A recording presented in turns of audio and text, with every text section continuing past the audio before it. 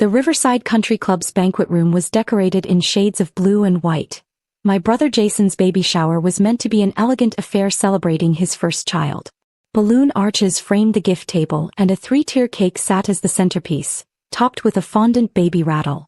I arrived exactly on time, carrying a carefully wrapped gift, a sterling silver rattle from Tiffany's that cost more than most people's car payments. Not that anyone would know. I'd learned long ago that my family measured worth by visibility, not substance. Priya, you made it. My mother rushed over, hugging me with the kind of enthusiasm that felt more obligatory than genuine. We weren't sure you'd come.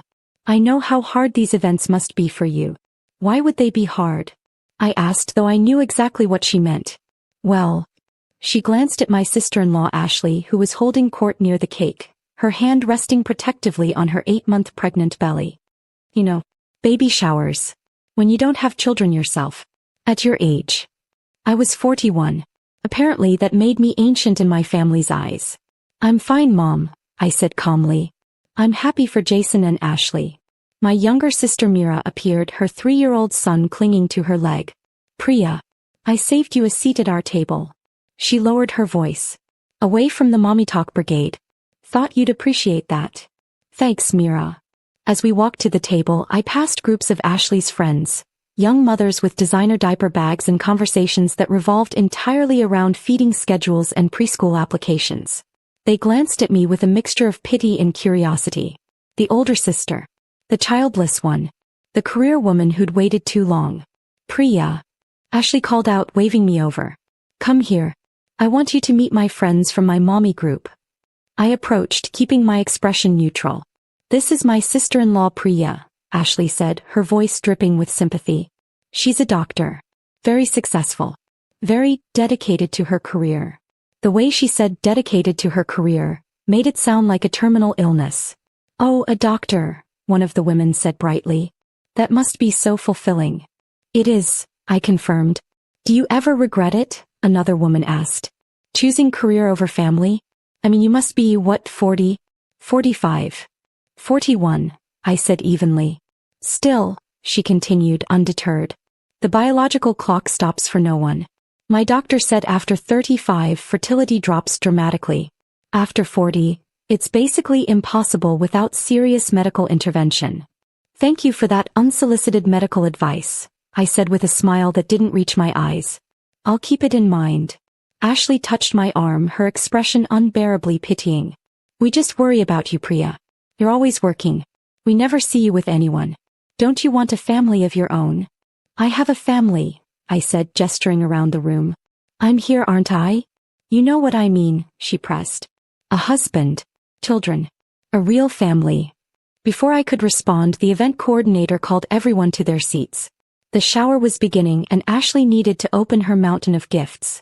I sat between Mira and my Aunt Kavita, watching as Ashley exclaimed over onesies and receiving blankets and an expensive stroller system. My gift, the silver rattle, received a polite thank you but was quickly set aside in favor of more practical presents. That's a beautiful gift, Aunt Kavita murmured. Tiffany's. Yes. Wasted on Ashley, she said bluntly. She won't appreciate it. About halfway through the gift opening, Ashley's best friend Michelle stood up with a microphone. Hey everyone. Time for some games. First up, guess the baby food. There were groans and laughs as jars of pureed food were passed around. I participated politely, though the whole thing felt absurd. Next game, Michelle announced. Advice for the new mom. Everyone write down your best parenting tip. Cards were distributed. I stared at mine, pen hovering over the blank space. What could I possibly write that wouldn't sound hollow? Having trouble? Ashley's mother, Patricia, leaned over. It's okay if you skip this one, dear. You wouldn't really have any advice to give. I set down my pen without writing anything. The games continued, guessing Ashley's belly size with ribbon, decorating onesies, a diaper-changing race. With each activity, the divide between the mothers and me grew more obvious. They traded knowing looks and inside jokes about sleepless nights and explosive diapers. I sat quietly checking my watch. Finally, it was time for cake. As slices were being served, Ashley stood up, beaming. I just want to thank everyone for being here, she said, her voice emotional.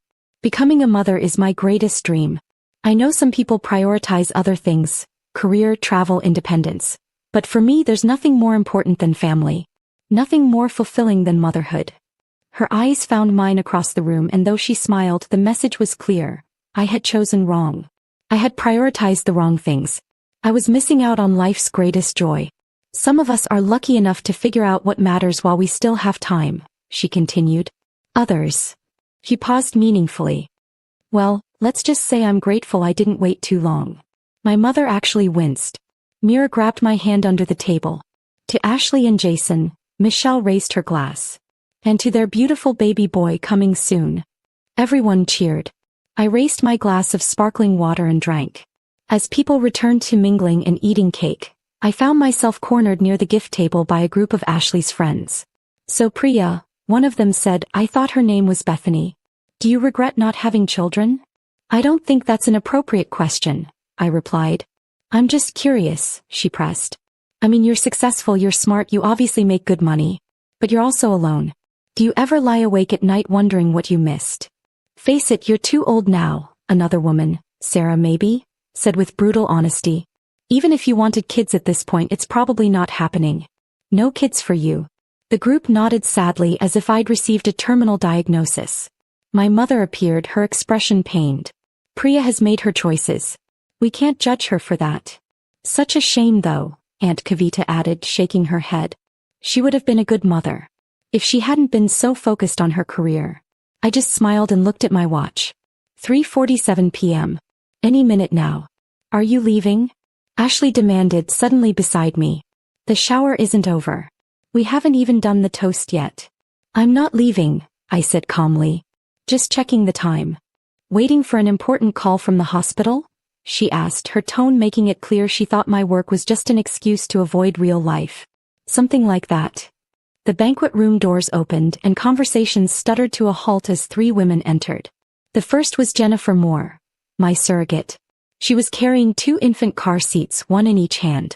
Behind her, my full-time nanny Maria pushed a high-end double stroller. And beside Maria was my lawyer, Catherine Brooks, carrying a sleek leather folder. The room went completely silent. Jennifer's eyes found mine and she smiled warmly. Miss Patel, I'm so sorry to interrupt, but the twins' passports arrived this morning. Catherine brought them over since I know you need them for next week's trip to London. She walked directly to me, setting the car seats gently on the table beside the cake. In each seat was a tiny baby girl, maybe 3 months old, both sleeping peacefully. They were dressed identically in soft pink sleepers, their dark hair visible under matching pink hats. They were beautiful, absolutely perfect. My mother made a sound like all the air had left her body. These are... Ashley's voice failed. She stared at the babies, then at me, then back at the babies. These are babies. Very observant, I said, leaning down to check on my daughters. Arya stirred slightly but didn't wake. Zara was completely out, her tiny fist curled near her mouth. Your babies, my mother whispered. Priya, whose babies are these?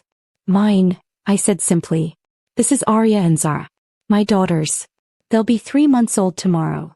Catherine opened her folder and pulled out 2 small burgundy passports.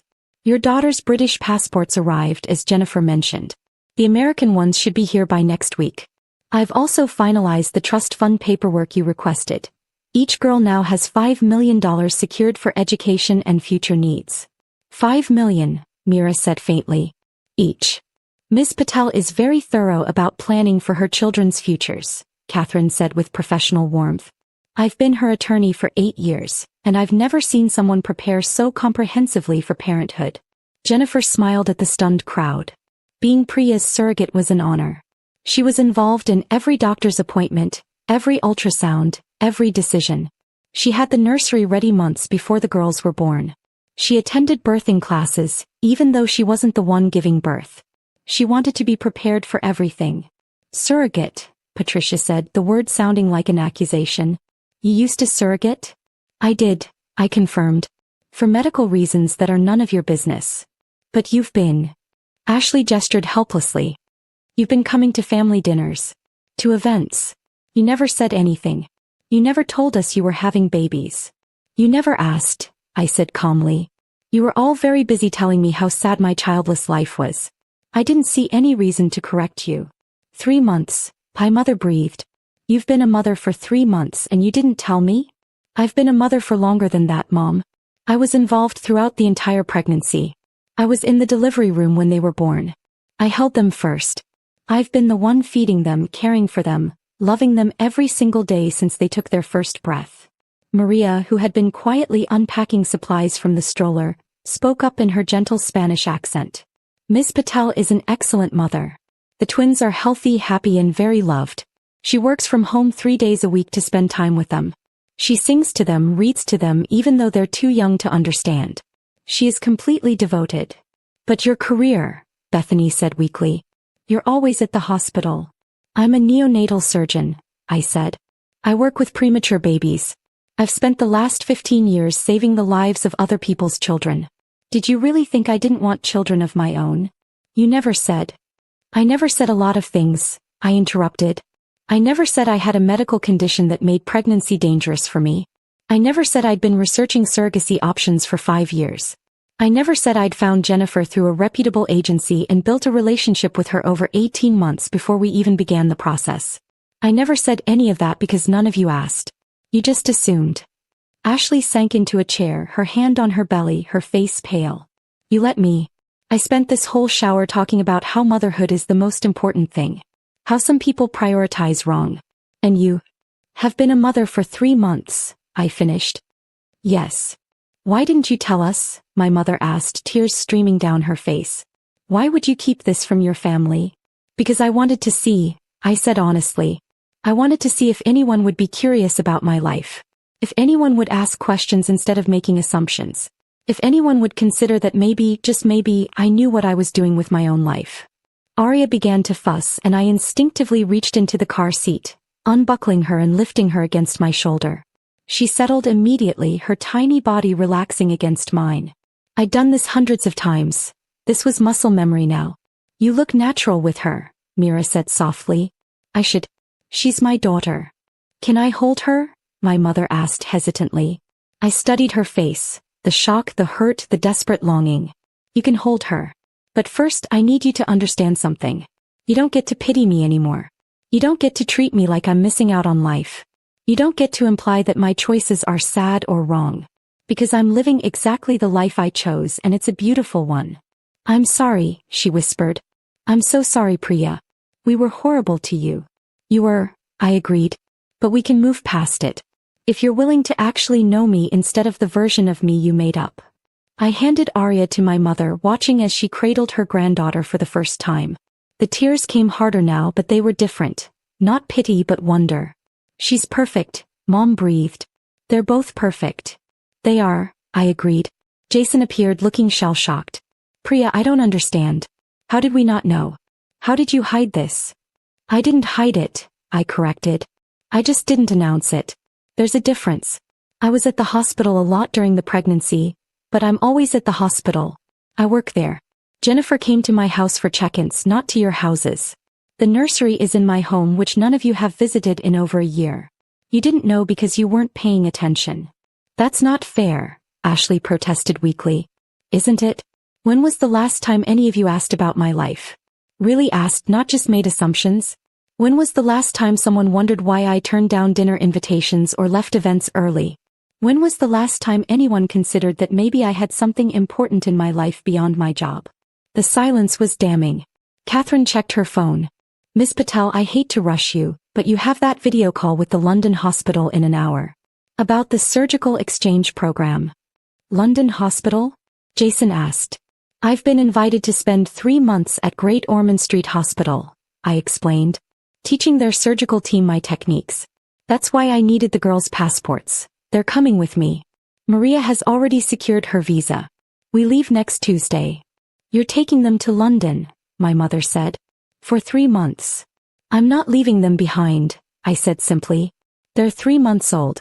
They need their mother. So where I go, they go. But your career, Patricia said. This will impact your career. Taking babies to London for 3 months. On the contrary, Catherine interjected. The hospital is providing Ms. Patel with a fully furnished flat, childcare stipend, and paying her $75,000 for the teaching position. Plus, the professional connections she'll make are invaluable. This opportunity exists because she's one of the best neonatal surgeons in the country. One of the best? Jennifer laughed. Catherine, don't undersell her. Priya's surgical success rate with premature twins is the highest in North America. She's published 17 peer-reviewed papers. 3 hospitals have tried to recruit her this year alone. She's not one of anything, she's the best. I didn't know that, Mira said quietly. I knew you were good at your job, but I didn't know that I'm exceptional at it, I supplied. Well, because everyone was too busy pitying me for not having kids to ask about what I'd actually accomplished. Maria had been preparing bottles and now she handed one to me. Zara will wake soon. She likes to eat at 4 o'clock. I settled into a chair and lifted Zara from her car seat. She woke on cue, her dark eyes blinking open, and I offered her the bottle. She latched immediately, her tiny hands wrapping around my finger. The room watched in silence as I fed my daughter. This thing I'd done every day for 3 months. This routine that was as natural to me as breathing. You really are a mother, Ashley said, and for the first time her voice held something other than superiority. It held respect. Maybe even envy. I really am, I confirmed. And a damn good one. Better than good, Maria said firmly. The best. She knows every sound they make, every expression. She can tell which cry means hungry versus tired versus needing a diaper change. She hasn't missed a single feeding, a single bath time, a single moment. Even when she's at the hospital saving other babies, she video calls during her breaks just to see their faces. Why surrogacy? Aunt Kavita asked. If you don't mind me asking. I have a heart condition, I explained. Nothing that affects my daily life, but pregnancy would have put dangerous strain on my heart. My cardiologist advised against it. So I explored other options and found Jennifer. It was the right choice for me. But people must judge you, Bethany said. Using a surrogate. Not carrying your own children. Let them judge, I said simply. My daughters are here healthy and loved. That's all that matters. Zara finished her bottle and I lifted her to burp her. She let out a satisfying burp that made several people laugh. Like mother, like daughter, Mira joked. You always had the best burps. Thanks, I think, I said, smiling despite myself. Ashley stood up and walked over, standing awkwardly beside my chair. Can I hold one? I studied her face. The superiority was gone, replaced by genuine curiosity and something that looked like remorse. You can hold Zara, I said, standing and carefully transferring my daughter to her arms. Support her head. She's not great at neck control yet. Ashley cradled Zara with surprising gentleness. She's so tiny. 5 pounds at birth, I said. They're both still catching up. Both. She looked at Arya, still sleeping peacefully in my mother's arms. They're different sizes. Arya was 5 pounds 2 ounces. Zara was 4 pounds 15 ounces. 3-week NICU stay for both of them. I was there every single day all day. Held them through every procedure, every test, every scary moment. That must have been terrifying, Ashley said quietly. It was, I admitted. But it was also the most profound experience of my life. Watching them fight. Watching them grow stronger every day. Knowing they were fighters just like their mother. I'm sorry, Ashley said, and she actually meant it. I'm sorry for everything I said. For everything I implied. You didn't deserve that. No, I didn't, I agreed. But I understand why you did it. Society tells us there's only one path to motherhood, one timeline that's acceptable. You followed that path and you assumed anyone who didn't was either unable or unwilling. You were wrong, but you weren't malicious. I was though, she insisted. I was malicious. I wanted to feel superior to you. Wanted to believe that your success didn't matter because you didn't have what I had. But you had it all along. You had more than I knew. Zara began to fuss and Ashley handed her back immediately. I settled my daughter against my shoulder and she calmed instantly, recognizing my scent, my heartbeat. They know you, Jennifer observed. That's the beautiful thing about surrogacy when it's done right. These babies have known Priya's voice since they were in the womb. She talked to them every day, sang to them. They know their mother. Tell us about them, my mother said softly, still holding Arya. Tell us everything. Their birth, their personalities, everything we've missed. I looked around the room, at my family, at Ashley's friends, at all these people who judged me without knowing me. They were listening now. Really listening. Arya was born first, I began. At 6:47 a.m. on January 15th. He came out screaming, loud, angry, demanding. Zara followed 3 minutes later, much quieter. She looked around like she was taking it all in, trying to understand her new world. That tracks, Mira laughed. You were the loud, demanding one. I was the quiet observer. Arya is still loud, I confirmed. She wants what she wants immediately. Zara is more patient, more contemplative. Arya fights sleep like it's her sworn enemy. Zara goes down easily but wakes up alert and ready to play. Do they look like you? Someone asked. They look like themselves, I said. But yes, there are similarities. My nose. My hair. The donor we chose had similar features to mine, similar background. It was important to me that they'd feel connected to their heritage. Donor? Patricia asked. Sperm donor, I clarified. I'm not in a relationship. I wanted children, so I made it happen on my own terms. That's... Patricia struggled for words. That's very modern. That's very practical, I corrected. I'm 41 years old. I didn't want to wait for some perfect partner who might never materialize. I wanted to be a mother, so I became one. What do you tell them? Bethany asked. About their father? When they're old enough, I'll tell them the truth. That they were desperately wanted. That I chose every aspect of their existence carefully and lovingly. That they have a mother who would move mountains for them. And if they want to know more about their biological father, I have all that information saved for them. But for now they're 3 months old. All they need to know is that they're loved. Catherine checked her watch. Priya, I really do need to get going. I have another client at 5. But the passports are in the folder along with the updated trust paperwork. Call me if you need anything before London. Thank you, Catherine. After she left, Maria began packing up. We should go soon too, Miss Patel. The girls need their afternoon nap and you have that call. You're right. I looked at my mother. Can I have Arya back? She handed over my daughter reluctantly. Can we visit? Before you leave for London? You can come to my house tomorrow, I said. 2 o'clock. I'll give you the grand tour of what you've missed. Tomorrow, she agreed, her voice thick with emotion. We'll be there. As Jennifer, Maria, and I prepared to leave, collecting bottles, blankets, burp cloths, all the paraphernalia that comes with twins, my family watched silently. Priya, Jason said finally. I'm happy for you. Really happy. And I'm sorry we didn't give you the chance to share this with us. You can share it now, I said. If you want to know my daughters, I'll let you. But you have to actually care. You have to show up. You have to stop assuming and start asking. We will, Mira promised. I will. I want my son to know his cousins. Then bring him tomorrow, I said. The girls should know their family. As we walked toward the doors, me carrying Arya's car seat, Jennifer carrying Zara's, Maria pushing the stroller loaded with supplies, Ashley called out. Priya, wait. I turned. She walked over, her pregnant belly prominent between us. You said you're a neonatal surgeon. You work with premature babies. I do. My doctor is worried, she admitted quietly. The baby is measuring small. They're talking about possible early delivery. I'm scared. I studied her face. The fear there was real. I'll give you my direct number. If there are complications, if they deliver early, you call me. I'll make sure your baby gets the best care possible. Even after how I treated you. Especially after how you treated me, I said. Because I'm a better person than you thought I was. And because that baby deserves the best chance regardless of his mother's mistakes. Tears streamed down her face. Thank you. Don't thank me yet, I said. Thank me when your son is healthy and home with you. Outside, the afternoon sun was warm and bright. Maria loaded the car seats into my SUV. A practical, safe vehicle that had room for 2 car seats and all the equipment twins required. That was intense, Jennifer said. Are you okay? I'm perfect, I said honestly.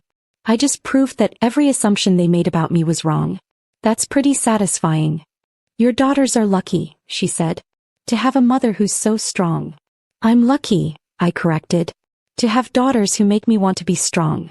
As I drove home, both girls sleeping peacefully in the back seat, I thought about the shocked faces at the baby shower. The assumptions that had been shattered. The pity that had been exposed as condescension. They'd thought I was missing out on life. But I'd been living a fuller life than any of them knew. Tomorrow I'd show my family the nursery I'd designed. The library of books I'd already collected for my daughters. The photo albums documenting every day of their young lives. The evidence of my love, my preparation, my absolute dedication to motherhood. But today I'd done something more important. I'd proved that there's more than one way to become a mother. More than one timeline. More than one definition of family. And I'd proved that the people who judge you for your choices usually know the least about your life. As Arya stirred and made a small sound, I reached back and touched her tiny foot. "We're almost home, baby girl," I murmured. Almost home. And I realized that was the best part of all. After years of family gatherings where I felt like an outsider, I finally understood what home really meant. It wasn't a building. It wasn't even a relationship. It was two tiny girls, 3 months old, who knew my voice and my heartbeat and loved me unconditionally. That was home.